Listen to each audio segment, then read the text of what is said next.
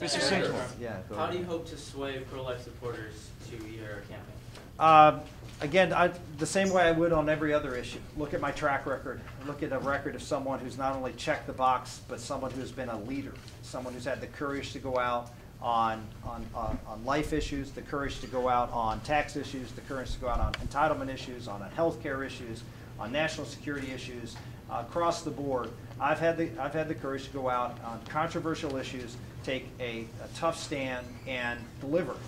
It's the other big difference. I mean, you have folks out there who can say, you know, I'm the most conservative candidate out there, but look at their track record. Look at what have they accomplished. It's easy to be, you know, Dr. No, and out there and say no, no, no to everything that goes on in Washington. I've said no to a lot of things that go on in Washington, but at some point, you also have to get things done.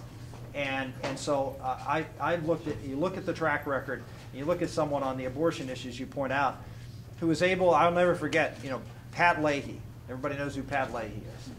For years, I was the author of the partial birth abortion bill. And Pat Leahy was on the other side of that issue. And I would get up and I led the debate for years on this issue.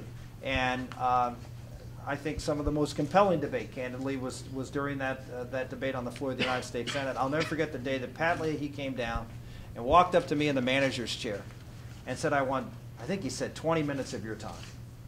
And I said, you want 20 minutes of my time? Now remember, time is divided between those in favor control certain and those opposed control a certain amount of time. Well, obviously I was the time in favor, and I know historically he'd always voted against it. So he came up and said, I want 20 minutes of your time. I said, you want 20 minutes of my time? And I said, are you going to support the bill? He said, give me 20 minutes and you'll find out. He was not, and we sort of chatted a couple seconds after that. It was very clear he was not happy, but he felt compelled because the arguments were such that he could no longer live with his conscience to be on the other side of this issue. Why? Because we effectively were able to bring people to our side. People say, well, you know, you're out there and you take tough positions. Yeah, but we brought Pat Leahy.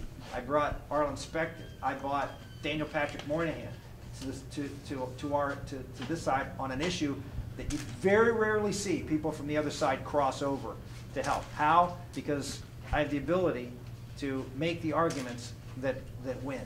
And that's a key. And not just in life, but on issues of entitlement reform, which we have to deal with, and reducing the deficit, and dealing with the other intractable problems that we have in our society.